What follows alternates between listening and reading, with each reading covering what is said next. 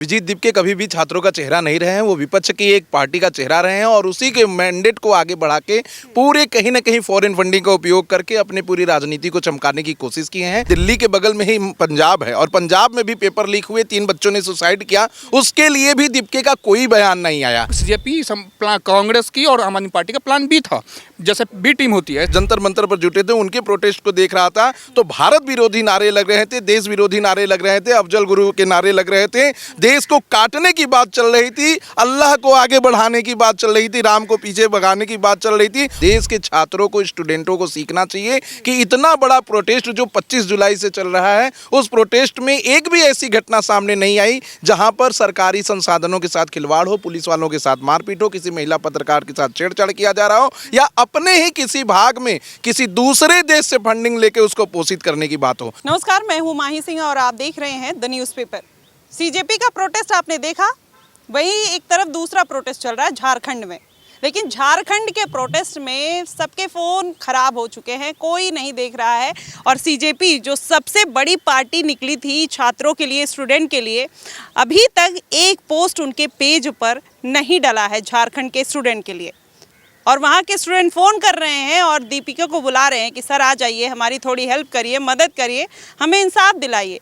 ये भाई साहब कह रहे हैं कि टाइफाइड हुआ है और ये नहीं आ सकते हैं। तो सौरभ दास को भी टाइफाइड हो गया होगा और आशुतोष रांका को। बहुत ऐसी चीज़ हैं जो सवाल जवाब के घेरे में खड़ी हुई है। अब ऐसे में जानेंगे कि इस पर ये दोहरा चरित्र क्यों देखने को मिल रहा है। क्या झारखंड के स्टूडेंट में सींग लगी है कि वहाँ उनका दर्द नहीं दिखाई दे रहा और सीजेपी वाले और जो जंतर मंतर पर प्रोटेस्ट में बैठे थे वो बेचारे बहुत ज़्यादा आहत थे, जबकि वो अपने बच्चों के, होने वाले बच्चों के लिए आए थे। सर, जिस तरीके से अभी आपने देखा कि झारखंड में बच्चे प्रोटेस्ट पे बैठे हैं, सूखी रोटियां खा रहे हैं, कच्चे चावल खाने के लिए मजबूर हैं या सूखे चावल खाने के लिए। यहाँ के लोग पिज़्ज़ा बर्गर खा रहे थे। अभिजीत दीपके जो इतनी बड़ी सीजेपी पार्टी खड़ी करते हैं और स्टूडेंट के लिए बोलने की बात करते हैं, आज वो क्यों नहीं बोल रहे हैं? देखिए, अभिजीत दीपके कभी भी छात्रों का चेहरा नहीं रहे हैं। वो विपक्ष की एक पार्टी का चेहरा रहे हैं और उसी के मैंडेट को आगे बढ़ा के पूरे कहीं ना कहीं फॉरेन फंडिंग का उपयोग करके अपनी पूरी राजनीति को चमकाने की कोशिश की है। जो झारखंड में प्रोटेस्ट चल रहा है, उससे पूरे देश के छात्रों को, स्टूडेंटों को सीखना चाहिए कि इतना बड़ा प्रोटेस्ट जो 25 जुलाई से चल रहा है, उस प्रोटेस्ट में एक भी ऐसी घटना सामने नहीं आई जहां पर सरकारी संसाधनों के साथ खिलवाड़ हो, पुलिस वालों के साथ मारपीट हो, किसी महिला पत्रकार के साथ छेड़छाड़ किया जा रहा हो या अपने ही किसी भाग में किसी दूसरे देश से फंडिंग लेके उसको पोषित करने की बात हो। तो प्रोटेस्ट इस तरीके से होना चाहिए। लोकतांत्रिक देश है और जो मांग झारखंड के बच्चे उठा रहे हैं वो कहीं ना कहीं बहुत ही जायज़ है। जब 14वीं जेपीएससी की परीक्षा ली जाती है और उसमें अनियमितता आती है तो सरकार की जवाबदेही होनी चाहिए थी। सिर्फ अभिजीत दीपके ही नहीं, विपक्ष के जितने भी नेता हैं उनमें से किसी को सामने आकर बोलना चाहिए था। ना तो अखिलेश यादव आकर बोल रहे हैं, ना लालू यादव और उनके बेटे आके बोल रहे हैं, ना तो राहुल गांधी जी के मुंह से कुछ शब्द निकल रहे हैं और ना ही ये तथाकथित अभिजीत दीपके और अरविंद केजरीवाल कुछ बोल रहे हैं। तो ऐसे में मुझे लगता है कि ये लोग कभी भी छात्रों का चेहरा रहे ही नहीं है, छात्रों के मुद्दे को उठाए नहीं। इनका सिर्फ और सिर्फ एक मानना है, अपनी राजनीति दूसरे के कंधे पे बंदूक रख के गोली चमका दें और उसी तरीके से चला लें। तो मेरा मानना है कि झारखंड के प्रोटेस्ट में पूरी तरीके से जांच होनी चाहिए। अभी जितने लोग इसमें संलिप्त पाए जाए उनकी गिरफ्तारी भी होनी चाहिए और जिस तरीके से केंद्र सरकार ने फास्ट ट्रैक कोर्ट बना के सारे ऐसे पेपर लीक करने वाले, अनियमितता करने वालों को जेल भेजने की बात कही है, उसी तरीके से झारखंड में भी होना चाहिए। देखिए, अभी कल की ही बात है, honourable chief justice of India ने 14 नए फास्ट ट्रैक कोर्टों को रॉ रेवेन्यू में बनाया है और ऐसे मुद्दे जो रेप से रिलेटेड होंगे, जो किसी मंत्री के पार्लियामेंट मेंबर से रिलेटेड होंगे या जो कोई पेपर लीक से रिलेटेड होंगे, फास्ट ट्रैक कोर्ट में डे टू डे बेसिस पे चला के उसे जल्द खत्म करके लोगों को न्याय मिलेगा। अभी जैसे आपने बताया कि वहाँ पर बच्चे सूखी रोटियां खा रहे हैं, वो एक आस में बैठे हैं कि दीपिके आएंगे और फिर बड़े बड़े हो सकता है पार्टी का सपोर्ट मिले जिससे वहाँ की सरकार पर प्रेशर बने। आप सोचिए कि वहाँ पर 300 नंबर में से 299 नंबर लेकर बच्चे वहाँ पर बैठे हुए हैं, फिर भी उनका सिलेक्शन नहीं हुआ है, सीट बेच दी गई है, वहाँ के बच्चों का भविष्य बेच दिया गया है, फिर भी ये सारी जो पार्टियाँ हैं चुप हैं। दीपिके क्या जो उत्तर प्रदेश कूच करने की बात कर रहे थे, क्या वो झारखंड कुछ नहीं कर पा रहे? जी वो कभी नहीं जाएंगे। देखिए दिल्ली के बगल में ही पंजाब है और पंजाब में भी पेपर लीक हुए, 3 बच्चों ने सुसाइड किया, उसके लिए भी दीपके का कोई बयान नहीं आया। ना सिर्फ पंजाब के लिए, कर्नाटक के लिए भी इनका कोई बयान नहीं आया, झारखंड के लिए भी कोई बयान नहीं आया। और ऐसे तमाम प्रदेश में जहां विपक्ष के लोग राजनीति कर रहे हैं वहां कुछ भी अनियमितता होगी, दीपके नहीं बोलेंगे। दूसरी बात, मैं जब नीट के पेपर लीक में जब लोग जंतर मंतर पर जुटे थे उनके प्रोटेस्ट को देख रहा था तो भारत विरोधी नारे लग रहे थे, देश विरोधी नारे लग रहे थे, अफजल गुरु के नारे लग रहे थे,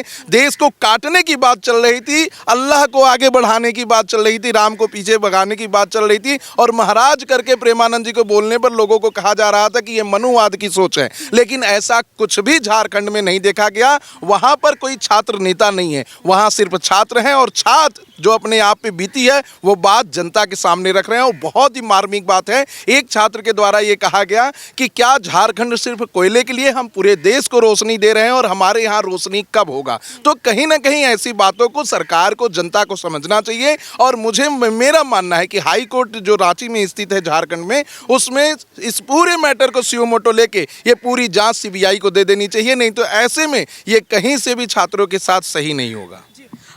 एक सवाल ये है कि अभी सीजेपी के जितने भी पोस्ट आप देखेंगे उस पर एक भी छात्रों के लिए पोस्ट नहीं पड़ा है। अरविंद केजरीवाल एथेनॉल में बिजी हो गए हैं और आप देखिए कांग्रेस पार्टी भी अब नहीं बोल रही है। जो जैसे ही सीजेपी का प्रोटेस्ट खत्म हुआ सब लोग संसद भवन में, आपने देखा किस तरीके से वोकल होकर बोल रहे थे। अभी सनातन का कोई मुद्दा आ जाए, चंदा चोरी का मुद्दा आ जाए, उस पर खुलकर बोलने लगते हैं। जब यहाँ पर उनको लग रहा था कि राजनीति तब तक चमक रही थी, लेकिन अब ऐसा क्या कारण है कि क्या भारतीय जनता पार्टी को नीचे गिराने के लिए पूरा प्लान था या फिर क्या इसके पीछे की बड़ी वजह हो सकती है? देखिए भारतीय जनता पार्टी या किसी पॉलिटिकल पार्टी को अगर नीचे गिराने की बात होती तो मैं मानता हूं कि वो विरोध है, विपक्ष है, कर सकते। लेकिन इन लोगों की पूरी सोच भारत को तोड़ने की थी। इन लोगों के पूरे रैली में एक बात बहुत ही प्रखरता के साथ कही जा रही है, बिहार चुनाव के समय से, कि जब नेपाल में और बांग्लादेश में स्टूडेंट जेएनजी प्रोटेस्ट करके तख्ता पलट कर सकते हैं, अपने प्रधानमंत्री को मार पीट सकते हैं, तो भारत में क्यों नहीं। इसका साफ साफ मतलब है कि ये चाहते हैं कि भारत में लोकतंत्र अस्त व्यस्त हो और ये लोग सत्ता में काबिज हों। और ये भारत कभी नहीं स्वीकार करेगा, ना ही भारत के युवा स्वीकार करेंगे। मेरा मानना है कि ये भारतीय जनता पार्टी का विरोध करें, प्रधानमंत्री जी का विरोध करें, जो करना है,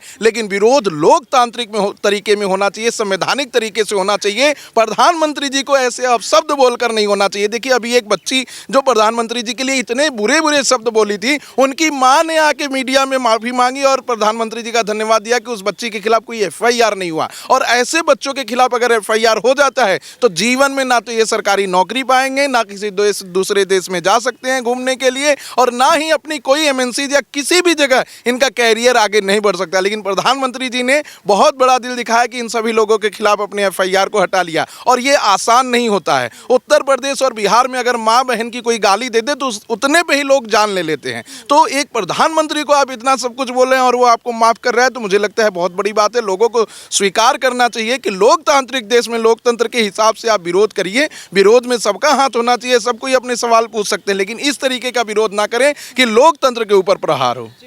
सर क्या कहना चाहेंगे? अभी आप देख रहे हैं लगातार जब से सीजेपी का प्रोटेस्ट चल रहा था उसमें वहाँ के बच्चों के लिए तमाम ऐसी सुविधाएं दी जा रही थी, और अब जिस तरीके से झारखंड में लोग इतने दिन से बैठे हैं, सौरभ दास, आशुतोष रांका, कोई नहीं पहुंचा। अब जीत दीप के भी कह रहे हैं उनकी तबीयत खराब है। तो क्या इसके पीछे कोई प्रेशर आ रहा है पीछे से कि आप लोग वहाँ ना जाइए या फिर उनके पार्टी की छवि खराब हो सकती है? क्या एजेंडा? बिल्कुल मैडम, और सीजेपी जो जैसा विशाल जी ने कहा, मैं भी इस बात को मानता हूँ कि कभी जी स्टूडेंट फ्रेंडली रहा ही नहीं। कभी स्टूडेंट ये कहिए कि जहाँ भी पेपर लीक के अगेंस्ट हो या कुछ भी हो, वो सीजेपी हमेशा सेलेक्टिव अप्रोच लेके चला है। जैसे बीजेपी के गवर्नमेंट जहाँ हो वहाँ पे सीजेपी को दिखता है कि चलो दिल्ली के अंदर सारा चीज़, क्योंकि दिल्ली राजधानी है, यहाँ जंतर मंतर पर हो हलगामा करेंगे, पूरा देश वर्ल्ड वाइड कवर करेगा। वहीं पे पंजाब बगल में है, सीजेपी से पूछा गया कि भाई जब धरना खत्म होने को था क्या पंजाब पे बोलेंगे या क्या कर्नाटका बोलेंगे, झारखंड बोलेंगे, तो बोले नहीं जी सोचेंगे विचारेंगे। इसमें क्या बोलना है? अगर आपका मेन मोटो ही स्टूडेंट के वेलफेयर को लेके है तो आपको तुरंत स्टेटमेंट जारी करना चाहिए कि भाई मैं हर जगह के लिए बोलूंगा, मैं हर जगह सेम स्टैंड होना चाहिए। इनका तो सेलेक्टिव स्टैंड है कि कहाँ मान, चूंकि भगवंत मान की सरकार है वहाँ पंजाब में, बगल में कर्नाटका में कांग्रेस की सरकार है, उधर जो है झारखंड में दूसरी सरकार है। यहाँ पे झारखंड में जेपीएससी करप्ट आयोग अगर किसी का होगा, झारखंड जुडिशियल पब्लिकेशन है, पब्लिक कमीशन है, कमीशन है, public commission, Jharkhand public commission, वो सबसे करप्ट है। वो हमेशा ही उनका पेपर लीक होता है। स्टूडेंट कई बार सुसाइड किए, कई बार सारी चीज़ें हुई, लेकिन फिर हर बार कोर्स पेपर लीक, कभी पेपर में किसी विद्यार्थी को पैसे लेकर गया, जैसा भी होकर करप्शन, सारी चीज़ें हुई। सीजेपी का दिल्ली के अंदर था और वो अपना एजेंडा लेकर के आए कि भाई बीजेपी को और स्पेशली धर्मेंद्र प्रधान को टारगेट करें। बीजेपी और जेएनजी के आंदोलन को मूव करने की कोशिश थी। अब जब चीज़ें हो गई तो यहाँ इनका धरना खत्म हो गया। अब वो झारखंड पे कभी नहीं बोलेंगे, पंजाब पे कभी नहीं बोलेंगे। ये मैं शुरू से कह रहा था कि जिस तरीके से वांगचुक को आगे करके ये गए थे 6 जून से जंतर मंतर पे, और जब तक कि इनका इस्तीफा नहीं हुआ 22 जुलाई 23 जुलाई तक, तब तक पूरे प्रकरण को अगर देखें तो well funded west establish Junaid नाम का एक आदमी है गया जो 12 लाख पर डे खिला रहा है। बहुत सारे लोग उसमें से अरुंधति राय वो देश टुकड़े टुकड़े गैंग आ गए, कोई महिला आ रही, कहीं अल्लाह ही केवल अल्लाह रहेंगे और कोई नहीं रहेगा। फिर कुणाल कामड़ा का अधार्मिक बयान जो देख ही रहे हैं आप, सारा कुछ प्रकाश राज लेके जितने भी लेफ्ट ब्लॉक भी हैं, वो केंद्र सरकार के एक लूप को पकड़ने के लिए एक मतलब एक गलती।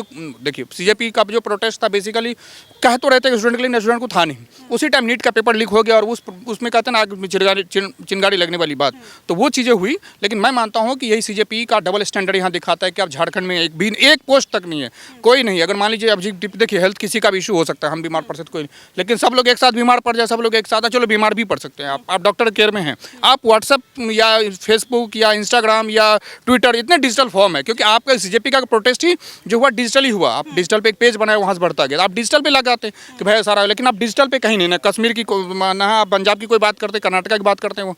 तो मैं तो ये मान के चलता हूँ कि सीजेपी कांग्रेस की और आम आदमी पार्टी का प्लान बी था, जैसे बी टीम होती है ऐसे, क्योंकि कांग्रेस इनका जो अभिजीत दीपके है, सौरभ दास है, ये तो ऑलरेडी आम आदमी पार्टी के केजरीवाल के साथ ये 6 साल पहले काम कर चुके हैं। तो मैं इनको क्यों ना मानूँ? अगर इतने हिमायती हैं विद्यार्थी के, मैं भी हिमायती हूँ, तो आप स्टैंड लीजिए।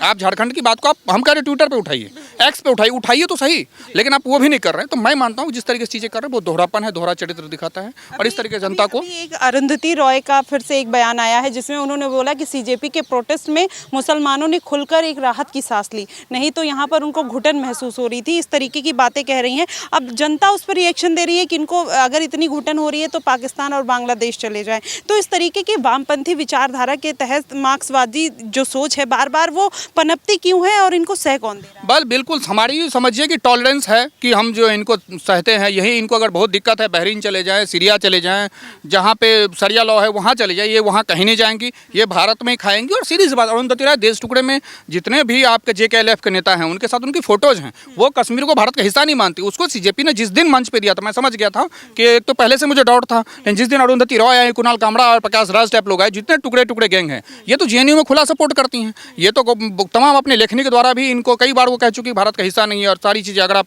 1990 वो जो कश्मीरी का पंडितों का उस पर वो मजाक उड़ाती हैं वो, तो जिस तरीके से मुसलमानों के बारे में कह रही हैं आप, या तो जिस मुसलिम को या अरुंधति राय को कहीं बाहर इंडिया में दिक्कत है या सफोकेशन फील हो रहा है, अब चले जाइए। ये तो शगुफा या अरुंधति राय, आमिर खान जैसे लोग हमेशा ही छोड़ते रहते हैं कि भारत में मुस्लिम सुरक्षित नहीं। उस टाइम जब मोदी जी आए थे 2014 में, 14-15 में एक पैर वो शिफ्ट हुआ था, मतलब ये किस तरीके के मुस्लिम सुरक्षित नहीं है। अब आमिर खान को अचानक से किरण राव के साथ याद आया घर में एसी कमरे में कि भारत में रहना सुरक्षित नहीं लग रहा है। इसे अरुंधति राय अब कह रही मुसलमानों की समस्या है, तो हम कह रहे हैं आप सीरिया चले जाइए। इतने 57 मुल्क हैं मुस्लिम के, आप चले जाइए ना, क्यों रुके हैं? आपकी ऐसी क्या मजबूरी है? भारत सरकार वीजा पासपोर्ट आपको देने को राजी है, आप चले जाइए, उस देश में खुश रहिए। लेकिन इस देश में रह करके आप कश्मीर तोड़ने की बात करते हैं। पाकिस्तान के साथ तो उनका तो हिमायतीपन साफ साफ दिखता है। JKLF के आतंकवादी संगठन के साथ यासीन मलिक के साथ तो फोटो मीडिया से लेकर हर जगह ही चलता रहता है। तो मैं मानता हूँ अरुंधति राय जैसे लोगों को हमें अब तवज्जो नहीं देना चाहिए, इनको क्रिटिसिज्म करना चाहिए। इनकी किताबें भी सारी किताब वाहियात किताब है, एक ढंग की किताब नहीं, पता ना कहाँ से। अब तो जानते बुकर प्राइस से लेकर सब कुछ मैनिपुलेटेड हो सकता है, तो इनको लेकर के जो लेफ्ट विंग है, चाहे इंडिया के अंदर हो चाहे बाहर के इंडिया को,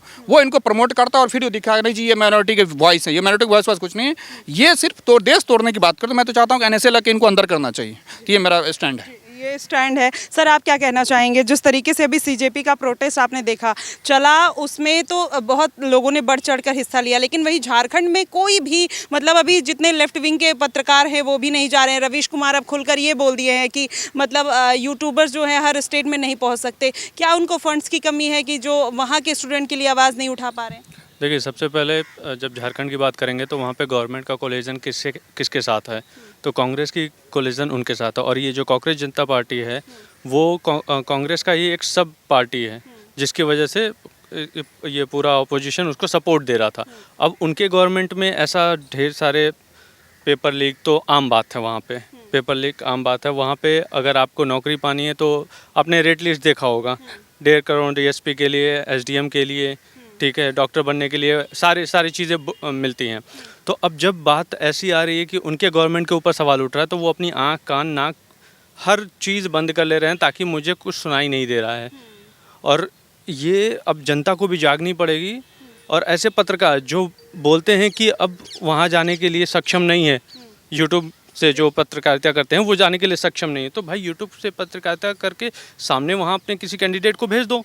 हाँ, वहाँ कैंडिडेट को भेजो, वहाँ की ग्राउंड रिपोर्ट देके वो ये इनको तो रवीश कुमार जी को तो बस आके टेलीप्रॉम्प्ट पे बोलना ही है ना, तो वो आवाज़ तो उठाएं। लेकिन नहीं, उनको ये काम है कि जिधर से फंडिंग आएगी सिर्फ उधर से ही बोलेंगे, बाकी जगह से ये कहीं नहीं बोलने वाले।